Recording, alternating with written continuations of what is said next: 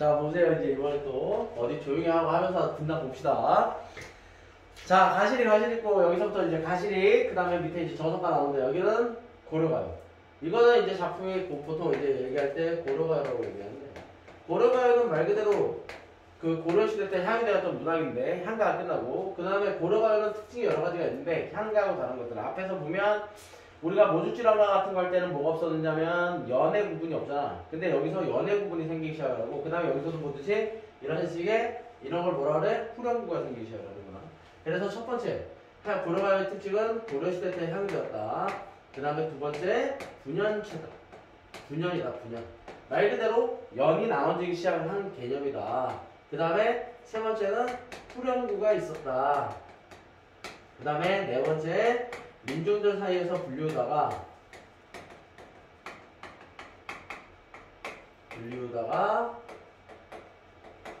궁중학으로 편입이 되었다. 그리고 또 이렇게 편입되고 그 다음에 어떻게 하느냐, 구전되다가 훈민정음 창제 이후에 기록이 되기 시작했다.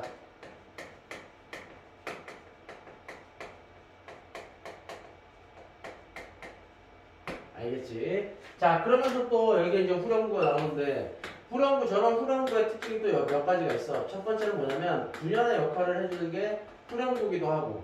그러니까 연을 나눠줄 때 보면, 이렇게 보면 연의 맨 마지막에, 그래서 보통 수라고 그러는데, 이 수 마지막에 보면 나오지? 그래서 그 역할을 해주는 거고. 두 번째는, 형태적인 안정감, 통일성을 준다. 통일성. 그 다음에 세 번째는 뭐냐면 운율 형성이죠. 운율 형성.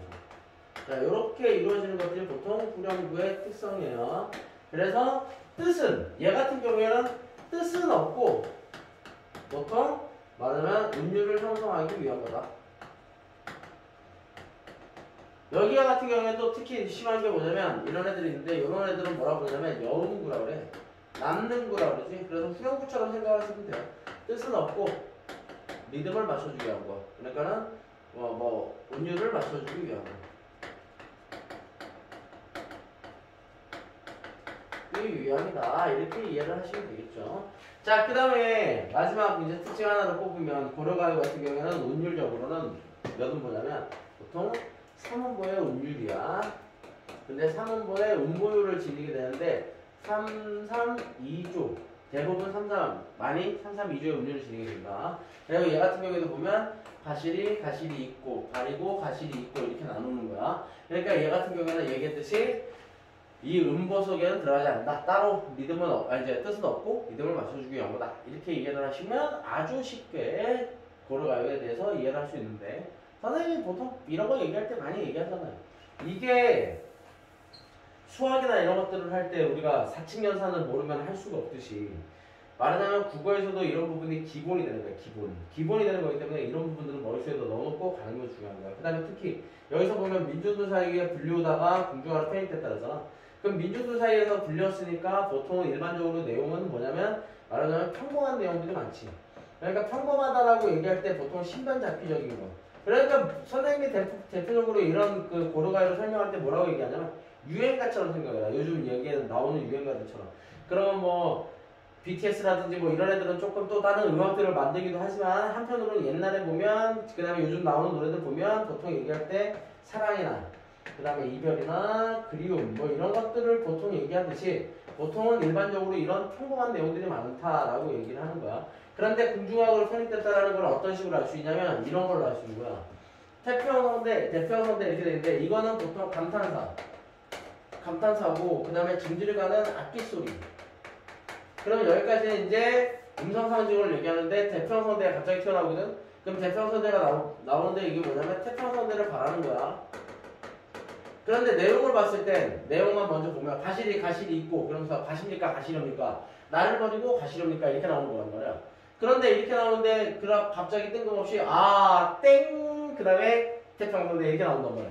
그러면 갑자기 나를 버리고 가는데 태평성대래. 말이 안 맞잖아. 그래서 저런 것들이 보통은 동동이라든지 그 다음에 다른 작품들 같은 경우에 보면 맨 앞에 그 송도 성축의 개념에 들어가는 경우들도 있거든. 그래서 이런 것들이 바로 궁중하고 편입됐다는 걸 짐작할 수 있게 해주는 부분이다라고 얘기하는 거야. 그래서 보통 일반적으로 내용을 저 후렴구나 저런 것들 제외하고 송도, 송축의 내용을 담겨져 있는 그런 연을 제외하고는, 그러니까 동동 같은 경우에 1연에 보면 뭐 덕이란 곰배 받잡고 복이란 림배 받잡고 이런 표현들이 있거든. 덕은 뒤에 받치고 복은 앞에 받치고 이렇게 얘기를 하는데, 그런 것들이 보면 뭐냐면 덕은 신령, 그 다음에 복은 임금 이렇게 얘기할 때 복을 임금에게 바칩니다 이렇게 얘기하는 송축의 역할이 들어가거든. 근데 내용을 봤을 때는 또 동동 같은 경우에 1월부터 12월까지 월령체인데 거기에 임금과 떨어지고 헤어지고 뭐 이런 내용들이 있단 말이야. 전혀 내용이랑 상관이 없거든. 그러니까 그런 내용들이 보통 이런 거다라고 생각을 하시면 돼요. 무슨 얘기인지 알겠죠? 그죠? 그렇게 이해를 하시면 됩니다. 그러니까 내용은 보통 일반적인 유형과 내용이다 라고 생각을 하시면 돼요. 그래서 여기서도 내용을 보면 가십니까 가시렵니까 나를 버리고 가시렵니까 날로는 어찌 살라고 나를 버리고 가시렵니까 라고 얘기하면서 임에 대해서 어떻게 하는 거예요? 원망을 하고 있는 거죠. 그래서 가십니까 가시렵니까 나를 버리고 가시렵니까 라고 얘기할 때는 여기서는 일단 뭐 하는 거예요? 일수에서는 원망을 하는 거예요. 원망. 그래서 일수라고 안 하고 얘 같은 경우에는 보통 얘기할 때 기승전결 이렇게 얘기해요. 이렇게 얘기를 해요. 그러니까 그 부분들 잘 기억하시면 돼요. 그 다음에 여기서는 날로는 어찌 살라고 나를 버리고 가시렵니까 이렇게 돼 있죠. 원망을 어떻게 하는 거예요? 고조가 되는 거예요. 원망의 고조. 그래서 잡사와 도화리만 하면 선하면 아니올세라 이렇게 되는데, 잡아두고 싶지만 서운하면 아니올세라 할 때 이거 마찬가지로 이건 영어고, 올세라 할 때 보통 뭐뭐 리을 쉐라 이렇게 얘기를 하면 얘 같은 경우에는 해석을 할 때 뭐뭐 할까 두렵습니다 이렇게 해석을 하시면 돼요. 그러면서 위 진리를 갖다 대표하는데 또 그렇게 얘기하고, 선원님 보내옵나니 나는 가시는 듯 도시옵소서 이렇게 되는데, 여기서 제일 중요한 것 중에 하나가 뭐냐면 얘인데, 얘는 보통 두 가지로 해석을 해요. 근데 두 가지로 하는데 해석 자체를 풀어보면 서러운 임이에요. 서러운 임인데, 서러움의 주체, 서러움의 주체를 누구로 볼 거라는 얘기죠.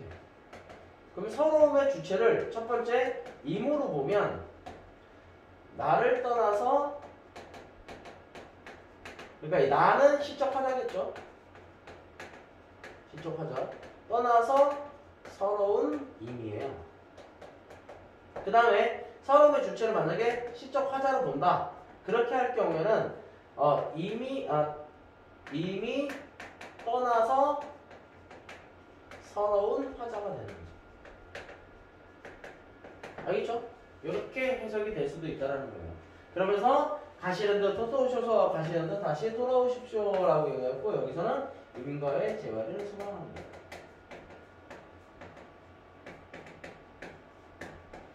그러면서 여기에서는 세 번째 열에서 잡사와 도리만 하는, 여기서는 체념을 하는 거고,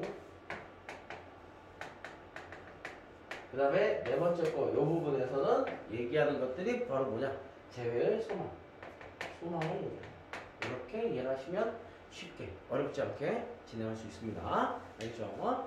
자, 그 다음에 나오는 게 정석가예요. 정석가 다 지웁니다. 이제 대답 안 하고 뻗팅기겠다 이거지. 녹음에 다 들어가니까 대답하니까 엄지척 하면 되는 거야. 양아치를 만나. 자, 목소리 들어갔어. 자, 그 다음에 정석가. 정석가도 마찬가지로 고려가요야. 고려가요.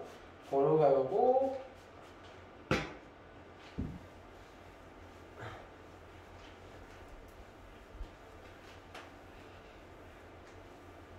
정석가 같은 경우에 고려가면서 특별하게 보면 또 유덕하신 님을 여호와지다, 유덕하신 님을 여호와지다 이렇게 돼 있는데, 얘는 구체적으로 보면 내용이 되게 쉬워요. 내용은 겁나 쉬워, 진짜로. 겁나 쉬워. 왜냐면 이게 내용이 말 그대로 기적을 바라는 마음을 반복적으로 담아놓은 작품이기 때문에 크게 어려운 작품이 아니에요. 그래서 보시면 삭삭기 세몰의 변항에 나는 이렇게 돼 있는데, 삭삭기 세몰, 삭삭기 세몰이니까 삭삭은 뭘 얘기하는 거 있어요? 바삭바삭하다라는 거야. 바삭바삭. 그 다음에 이제 삭삭삭삭 거리는, 그러는 세몰이잖아. 세자는 가느다란 세자야. 가는 모래 변항에. 그래서 삭삭거리는 가는 모래 변항에 나는, 삭삭세몰의 변항에 나는, 그러니까 얘 같은 경우에는 영웅구겠죠. 영웅구. 얘는 영웅구고. 그래서 변항에 구운 밤 닷대를 심보이다 이렇게 되는데 구운 밤 닷대잖아요. 구운 밤 닷대. 구운 밤은 싹이 나요 안 나요? 싹이 안 나죠. 그치? 싹이 안 나. 그러니까 싹이 안 나는데 그 구운 밤 닷대를 심겠대. 그러면서 다시 반복이지. 그 밤이 우미도다 싹 나고시와 그 밤이 우미도다 싹 나고시와 그 밤이 우미도다서 싹이 난다면 이라고 얘기했단 말이야. 그지? 그러면 싹이 날 리가 당연히 없겠지. 그런데 유독하신 님을 여의와지다 이렇게 되는데 자 유독하신 님을 여의와지다 이렇게 얘기하는데 요런 것들 같은 경우에 요게 일종의 여기서 나오니까 후렴구처럼 보이기도 하고 그 다음에 또 여기에 담겨있는 뜻은 뭐냐면 표현법, 단어법 이렇게 되는 거야. 그러면서 우미도다 쌍나거시와 유독하신 님을 여의와지다 라고 얘기하는데 속뜻은 뭐냐면 절대 헤어지지 않겠다 라고 얘기를 하는 거야. 이렇게 알겠지? 자 그러면서 여기에서는 보면 뭘 얘기하는 거냐면 그거 적어놔라. 불가능한 상황을 가정해서 그래서 여기 이 수에서는 뭘 얘기하는 거냐. 그래서 이걸 통해서 가정하는 건데 역설법이죠. 역설법. 이건 가정하니까 절대로 일어날 리가 없지. 구밤이 돋아서 싹이 날 리가 없으니까. 여기도 마찬가지야. 옥으로 연꽃을 새기겠다. 옥으로 옥으로 연꽃을 만들겠다는 얘기야. 그러면서 연꽃을 만들어서 바위에 접주라는 건 바위에 붙여갖고 말 그대로 겹쳐놓는 건데 그 꽃이 삼동이 피것이와 이렇게 되는데 삼동이 피것이와 삼동의 뜻은 이런 식으로 여러 가지로 해석이 돼요. 여러 가지로. 첫 번째는 새묶음으로 해석이 되기도 하고 그 다음에 두 번째는 한겨울이 되기도 하고 알겠죠? 그래서 삼동이 피것이와 그래서 요걸 이제 잘못 옮겼다고 생각을 하는 거야. 유독하신 님을 여의와지이다 라고 얘기한다. 그때 가서 님과 헤어지겠다 라고 얘기한단 말이야. 똑같은 거야. 똑같이. 왜냐면 옥으로 연꽃을 새겼는데 그걸 바위 위에 붙여가지고 그 꽃이 새묶음 한겨울에 피면 새묶음이 피든 한겨울에 피든 생겨 안 생겨 당연히 그런 일이 있을 수가 없겠지. 그치? 그래서 이런 기적을 통해서 기적이 일어나요. 이런 일이 생기면 그때야 내가 헤어지겠다 그랬으니까 이렇게 생각해보면 절대 헤어지지 않겠다 이렇게 얘기하는 거겠지. 자 그 다음에 무쇠로 천릭을 말하는 똑같아요. 무쇠로 천릭이라는데 천릭은 원래 장수들 있죠. 장수들이 입는 그 옷이라고 보시면 돼요. 군복 같은 거. 왜 우리 옛날 사극이나 이런 데 보면 장수들이 입는 옷 있잖아. 그런 옷이라고 보시면 돼요. 그래서 무쇠로 천릭을 말아서 그걸 말아서 철사로 주름을 박아서 철사로 또 주름을 박겠대. 그지? 그래서 그 옷이 다 헐어시와. 근데 무쇠로 만들었는데 그 옷이 다 헐은데 언제 헐어? 죽을 때까지 헐겠어? 그치? 그 옷이 다 헐어시와 유독하신 님을 여의와지다. 그러니까 또 똑같이 계속 반복이지. 여기까지는 기적을 바라는 마음. 그러면서 다시 이걸 통해서 단어법으로 절대 헤어지지 않겠다라고 얘기를 하는 거야. 자 그러면서 이제 4연, 5연 원래 저기 하나 더 있는데 그거 빠지고 이제 6연 이래갖고 맨 마지막에 나오는데 이게 맨 마지막일 거야. 구슬이 바위의 지신들 이렇게 되는데 구슬은 결국에 사랑을 얘기하는 거야. 사랑. 우리의 사랑 이렇게 얘기하는 거지. 바위의 지신들, 구슬이 바위의 지신들. 끈있단 그치니까 이렇게 했는데 끈은 인연을 얘기하는 거야. 인연. 우리의 인연이야 끝이겠습니까? 끊어지겠습니까? 이렇게 얘기하는데 이렇게 생각을 하시면 돼요.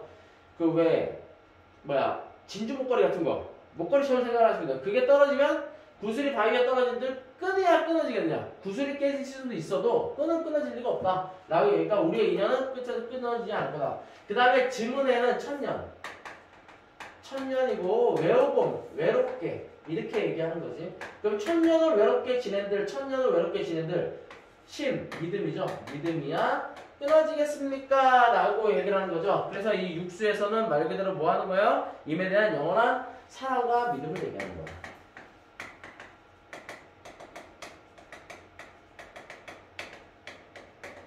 사랑과 믿음을 얘기하는 거야. 알겠죠? 어렵지 않아요. 이렇게 하면 쉽게 풀 수 있어요. 그러면 어렵게 않게 문제 풀 때 금방 풀 수 있다. 알겠죠?